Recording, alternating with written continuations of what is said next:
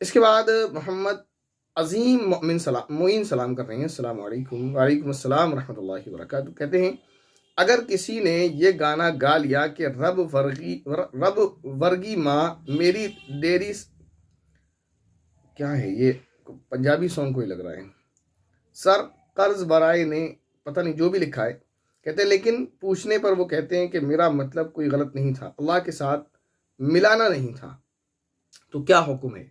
कोई ऐसा गाना जिसमें सिंगर ने माँ को, जब बहुत सारे ऐसे होते हैं क्योंकि जाहिर है वो अपने अपने मज़हब को फॉलो करने वाले होते हैं, और हमने तो मुसलमानों के अलावा हर एक को देखा है कि वो खुदा से बढ़कर किसी को भी बढ़ा देते हैं, किसी को भी। उनके यहाँ कभी डॉक्टर जो है खुदा से बढ़ जाता है उनके नज़दीक, कभी वो कोई एक्टर, फिल्म एक्टर, तो उसकी पूजा होती है, वो खुदा से बढ़ जाता है, ठीक है ना। तो बहुत सारे लोगों के यहाँ तो हमने मंदिर देखे हैं। अभी जो पठान मूवी का जो बहुत सारा कंट्रोवर्सी चली थी, उसमें जो है एक चीज़ ये भी देखने को मिली कि एक फ़ैन है तो जो नॉन मुस्लिम ही थे, तो उन्होंने इसके सपोर्ट में जो है इंटरव्यू वगैरह लेते रहते हैं लोग लोकल में, तो उसने जो है इंटरव्यू दिया था अपना, या जो भी समझ लें आप। उसमें उसने ये दावा किया था और बाकायदा एक पिक्चर दिखाई थी जिसमें उसके घर में मंदिर है, मंदिर में शाहरुख खान की फ़ोटोज़ लगी और शाहरुख खान की पूजा करता है वो, ठीक है ना। तो उनका मसला अलग है। तो वो जब माँ, जाहिर है तो फिर माँ तो इन एक्टर्स डॉक्टर से जाहिर है बढ़कर ही है, तो माँ को वो बड़ा मकाम देते हैं, बास मरतबा खुदा से मिला देते हैं, बास मरतबा खुदा से बढ़ा देते हैं, ठीक है ना। तो ये ऐसा नहीं है कि इनके मतलब अवाम की बात है, कुछ धर्मगुरु को भी हमने इस तरह यानी जो रिलीजन के स्कॉलर्स हैं उनको भी हमने ये सुना है कि वो माँ बाप को और टीचर को खुदा से बढ़ाते हैं। खुद मुझे बचपन का याद है कि जब हम सेकंड या थर्ड क्लास में थे, तो हमारे जो स्कूल में एक टीचर थी, वो गैर मुस्लिम थी, हिंदू धर्म को फॉलो करती थी। उन्होंने एक मरतबा जब उन्होंने लेक्चर दिया था टीचर की अहमियत पर, तो उन्होंने ये कहा था, उनका जुमला है, मैं नकल करता हूँ, तो नकल कुफ्र कुफ्र नवाशद, कि टीचर जो होता है वो भगवान से बढ़कर होता है, क्योंकि भगवान ने तो बना दिया, पैदा कर दिया, छोड़ दिया, सही राह तुमको टीचर दिखाता है। तो ये उनकी अपनी बात थी, ठीक है ना। तो इसलिए माँ जाहिर है फिर सबसे बढ़कर है, माँ से ज़्यादा कोई भी नहीं इस दुनिया में, ये तो बात है। तो माँ को वो जब गाने वगैरह गाते हैं तो वो इस दर्जे तक ले जाते हैं। तो अगर कोई उस गाने को गा रहा है जैसे इन्होंने कहा है, ठीक है ना, तो ये जो इस तरह के जो गाने हैं जिसमें माँ को या टीचर को या किसी को भी खुदा तक ले जाया गया है, किसी को भी मखलूक में से किसी को भी खुदा तक ले जाया गया, तो वो शिरकिया कलिमात हैं। अगर कोई उनको गा लेता है, ठीक है ना, तो जाहिर है शिरकिया जुमला है, तो शिरक है, तो तौबा करनी चाहिए। अब किसी का ये कहना है कि मैंने इस नीयत से नहीं गाया था और मैंने मिलाया वगैरह, तो नीयत का एतबार नहीं होता है। आप जो जुमला बोल रहे हैं वो जुमला ही शिरक है, उसमें फिर आपकी नीयत का क्या एतबार है? मसलन किसी ने पत्थर उठाया और पत्थर उठाने के बाद किसी के सर में मार दिया, फिर ये बोल रहा है मैंने इस नीयत से नहीं मारा था कि आपको चोट लगे। भाई जब आप पत्थर मारेंगे तो चोट लगेगी, इसमें आपकी नीयत का क्या एतबार है, ठीक है ना। हाँ, अगर आपने पत्थर मारा नहीं है, आपने पत्थर उठाया तो आपके हाथ से स्लिप हुआ, छूट कर लग गया, तो वहां आप ये कह सकते हैं कि मैंने इरादे से नहीं मारा, गलती से आपको लग गया। लेकिन यहाँ आप जो जुमला शिरकिया है पहले से थे उसको आप रिपीट कर रहे हैं, फिर आप ये कह रहे हैं कि मेरी मुराद ये नहीं थी, तो इसमें मुराद का कोई एतबार नहीं, ठीक है ना। कोई जुमला जो पहले से शिरकिया है उसको आप रिपीट कर रहे हैं, फिर कह रहे हैं कि मेरी मुराद नहीं थी, तो मुराद का एतबार नहीं होगा। ये ऐसे ही है, ये कोई इंसान ये जानता है कि पत्थर मारूंगा तो चोट लगेगी, उसके बाद पत्थर मार रहा है, फिर कह रहा है कि मेरा इरादा चोट देने का नहीं था, तो उसकी बात काबिल कबूल नहीं है। उम्मीद है ये बात आपको समझ आ गई होगी। तो कोई अगर ऐसे गाने गा लेता है जिसमें माँ को या किसी को भी, बाज़ मरतबा बहुत सारे गाने जिसमें दोस्तों की अहमियत खुदा से बढ़कर बताई गई है, जैसे एक गाना किसी ने कभी बताया था, उसमें कुछ इस तरह के कलिमात हैं, रूठे जहान रूठे, खुदा रूठे दोस्त ना रूठे, कुछ इस तरह के, पता नहीं क्या है, मुझे तो याद नहीं है ढंग से। तो बहरहाल ये कि उसमें दोस्त की जो अहमियत है और मोहब्बत है उसको खुदा से भी बढ़कर, यानी खुदा रूठे तो रूठ जाए, दोस्त ना रूठे। तो इस तरह के जो कलिमात होते हैं ये शिरकिया कलिमात होते हैं, कुफरिया कलिमा, शिरकिया नहीं, सॉरी, कुफरिया। शिरक तो वहाँ है जहाँ किसी को खुदा के बराबर किया गया हो, जहाँ खुदा की इहानत कर दी गई, खुदा को छोटा दिखाया गया किसी के मुकाबले में, तो फिर वो कुफ्र है। तो इस तरह के जो कलिमात पहले से तयशुदा कुफरिया और शिरकिया है, उनको नकल करते वक्त या नकल करने के बाद किसी का ये कहना है कि मेरी ये मुराद नहीं थी या मैं ये नहीं कहना चाहता जो सिंगर कहना चाहता, उसका कोई जो है ये बात उसकी तस्लीम नहीं की जाएगी, लिहाजा तौबा करना लाजमी है। इसके बाद एक बहन ने उन्होंने सवाल ये किया है कि मुस्लिम पर्सनल लॉ बोर्ड की औरतों के मस्जिद में आने की इजाज़त के फैसले पर आप क्या सोचते हैं? सोचते तो कुछ भी नहीं, क्योंकि हमने सुना ही नहीं। जब सुनेंगे तो फिर सोचेंगे, सोचेंगे तो आपको बताएंगे। बहरहाल इतनी बात है कि अगर उन्होंने ये बात बोली है जो बात हमारे अहले हदीस भाई बोलते हैं, तो जाहिर है इस बात को तो बिल्कुल भी तस्लीम नहीं किया जाएगा। हम वही उसी राय पर कायम रहेंगे जो जिस राय पर हमारे अकाबिर थे, तो उसी राय पर रहेंगे। अब मुस्लिम पर्सनल लॉ बोर्ड ने अगर किसी और राय को इख्तियार किया है तो जाहिर है उसे कबूल तो हम बिल्कुल नहीं करेंगे। हाँ, अगर कुछ और है उनका तो फिर जाहिर है वो सुनने के बाद ही पता चलेगा। अब इसके बाद एक कमेंट है, उस कमेंट को इसलिए लिया गया ताकि समझाया जा सके। कुछ इस तरह के जो हमारे भाई हैं जिनको बात समझ नहीं आती है, फिर इस तरह के कमेंट्स देखकर थोड़ा गुस्सा भी आता है, थोड़ी हंसी भी आती है और एक शेर याद आता है। किसी का शेर है, खुदा जब दीन लेता है तो अकलें छीन लेता है। तो वही हाल एक भाई ने बड़े गुस्से में और गालियां देते हुए कमेंट किया है। उसके बाद लिखा है कि चले जो कुछ बहुत सारी बेअदबी की बातें लिखी हैं इन्होंने, तो उसको तो नहीं रिपीट करता मैं। बहरहाल आगे इन्होंने लिखा है कि मस्जिद में माइक पर नमाज क्यों पढ़ते हो, पक्की मस्जिदें और पक्के घर क्यों बनाते हो। तो यानी इनका ये कहने का मकसद है, जो कूड़े वाली वीडियो उस पर इन्होंने कमेंट किया है, तो ये कह रहे हैं कि आप पक्के घर क्यों बनाते हो, ये वगैरह वगैरह। इस कमेंट को लेने की एक वजह यह है कि अगर ये अवामी इंसान, मतलब जो अवामी सोच होती वो कमेंट होता तो इसको इग्नोर कर दिया जाता। ये सोच जो है उलमाए सू ने इनको दी है, जो सो कॉल्ड उलमा हैं, अपने आप को आलिम समझते हैं, पैसे के पुजारी माजरत के साथ, उनकी एक जो है देन है कि उन्होंने इस तरह की बातें लोगों में फैलाई हैं कि अगर ये बिदात है तो घड़ी भी बिदात है। और एक जाहिल का तो मैंने बयान ये सुना था, बहुत मशहूर है लोगों में, बहुत बड़े अलकाब के साथ उसको पुकारा जाता है, लेकिन माजरत के साथ जाहिल कहना पड़ता है। उसकी बात इतनी जाहिलाना थी, उसने ये बोला था कि अगर ये बिदात है तो तू भी तो बिदात है, क्योंकि तू भी तो अब पैदा हुआ है अल्लाह के नबी के बाद। तो मतलब ये इस तरह की जहालत की बातें उस बंदे की थी, तो क्या कहा जाए।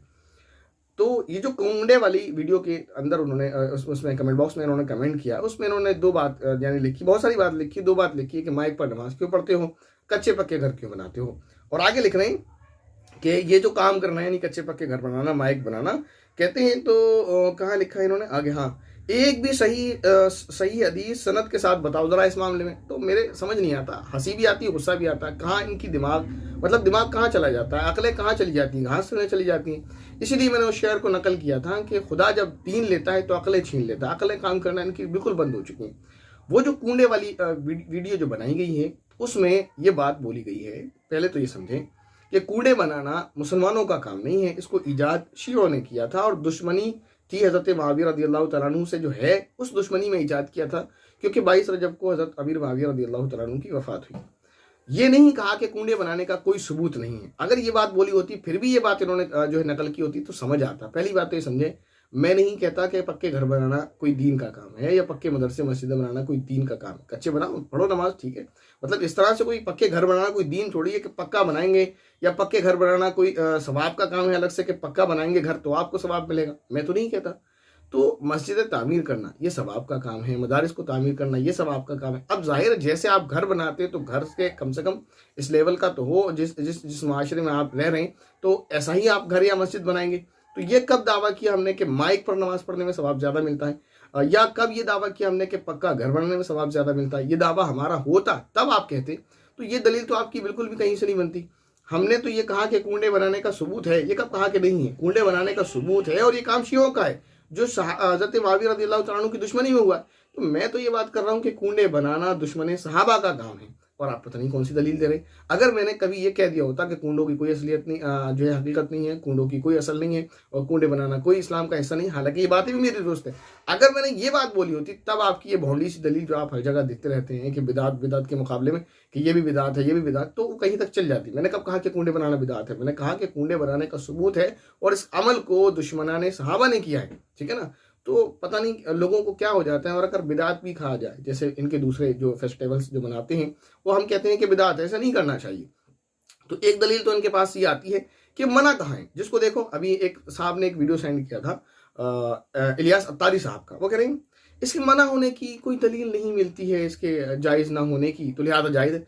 कमाल करते हो यार, तुम किसी काम को दीन का हिस्सा बता रहे हो, फिर ये कहते हो कि मना होने की दलील नहीं। तो कल को अगर मैं ये कहूँ कि मुसलमान लेते हैं कि शव्वाल की दूसरी तारीख को कीमे के समोसे बनाना और फिर इमामों को खिलाना और उस पर फातिहा लगाना, ये सुन्नियत की पहचान है, जो नहीं करता बिदाती है, वहाबी है, खारजी है, नासबी है, वगैरह वगैरह वगैरह, तो फिर क्या होगा? मतलब फिर आप ये कहेंगे कि नहीं ये सही है, क्योंकि ज़ाहिर है 2 शव्वाल की 2 तारीख को कीमे के कूड़े बनाकर इमाम को खिलाने की, उस पर फातिहा लगाने की, फिर इमाम को फातिहा लगाने के 51 रुपये देने की नाजायज़ होने की कोई दलील नहीं है, लिहाजा जायज़ है, किए जाओ। तो फिर ठीक है, 2 तारीख को शव्वाल की कीमे के समोसे आप बनाएं इंशाल्लाह, और जब बन जाए आप तो मुझे बता दीजिएगा, मैं आपको बता दूंगा किस मस्जिद में लाना है, तो इंशाल्लाह मैं भी खाऊंगा और मेरे साथ बहुत सारे उलमा खाएंगे। और फिर आप अब इस काम पर लगा दें कौम को, तो फिर मैं भी ये करूंगा। फिर टिक्कियों पर मीठी मीठी आकर क्यों टिकते हैं भाई, मुझे कीमे के समोसे पसंद है, तो मेरी तरफ से फिर ये शुरू कर लें आप कि 22 रजब को कुंडे बनाते हैं, आप शौक से बनाएं, और फिर शब बरात पर आप हलवा बनाते हैं वो भी बनाएं।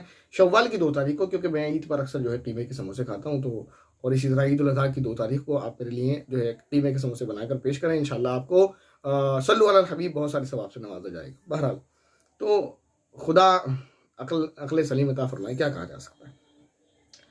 इसके बाद इस कमेंट बॉक्स के 2 सवाल हैं, और वो सवाल एक भाई के उन्होंने सवाल ये किया है, अस्सलामु अलैकुम वरहमतुल्लाहि वबरकातुहू। वालेकुम अस्सलाम वरहमतुल्लाहि वबरकातुहू। मुफ्ती साहब, मेरा सवाल ये है कि जिस पजामे में या शलवार में रुमाली ना हो तो क्या उसमें नमाज नहीं होती है? और दूसरा सवाल ये है कि जुमे के दिन की फज्र की कज़ा नमाज मस्जिद में पढ़ना क्यों मना है? क्यों मना है मुझे तो नहीं पता। 2 सवाल हैं कि ऐसा पजामा या शलवार जिसमें रुमाली नहीं हो तो क्या उसमें नमाज नहीं होती है? उसका जवाब है हो जाती है, ऐसा नहीं है कि नहीं होती। हाँ, ये कहा जा सकता है कि जिसमें रुमाली होती है वो पजामा और शलवार सेफ होता है ऐसे पजामे के मुकाबले में जिसमें रुमाली नहीं होती, क्योंकि थोड़ी बहुत आपकी अगर दौड़ते भागते में टांगें खुलेंगी तो जाहिर है उसमें जब रुमाली नहीं होगी तो उसकी सिलाई टूटने लगेगी और वो खुल जाएगा, तो उसमें नुकसान है। अच्छा, अब दूसरा सवाल ये है कि फजर की कज़ा नमाज जुमे के दिन मस्जिद में पढ़ना क्यों मना है? तो ये तो मैं पहली बार सुन रहा हूँ कि क्यों मना है। बहरहाल ये कि फजर की नमाज कज़ा करना मना है, ठीक है ना, जुमे के दिन या कोई से भी दिन या कोई सी भी नमाज, फजर की नमाज क्या कोई सी भी नमाज कज़ा करना मना है, ठीक है ना। तो ये बात मेरे नहीं समझ आई कि क्यों ऐसा कहा। किसी ऐसा हुआ होगा जैसे आवाम का आजकल का जो है मामूल है, इस वजह से किसी ने आपसे ऐसा कह दिया हो कि वो क्या करते हैं कि जुमे के दिन एक तो लेट आते हैं, फजर की नमाज फिर वो जब पढ़ते हैं जब इमाम साहब खुतबा दे रहे होते हैं। तो बहुत सारे लोगों को देखा जब इमाम साहब खुतबा पढ़ रहे होते हैं तो लोग सुन्नतें और फ़र्द सब पढ़ रहे होते हैं, तो किसी ने मना कर दिया होगा कि भाई फजर की नमाज नहीं पढ़ी है तो मत पढ़ो, अब बाद में पढ़ना, घर जाकर पढ़ना, इस तरह किसी ने कह दिया होगा।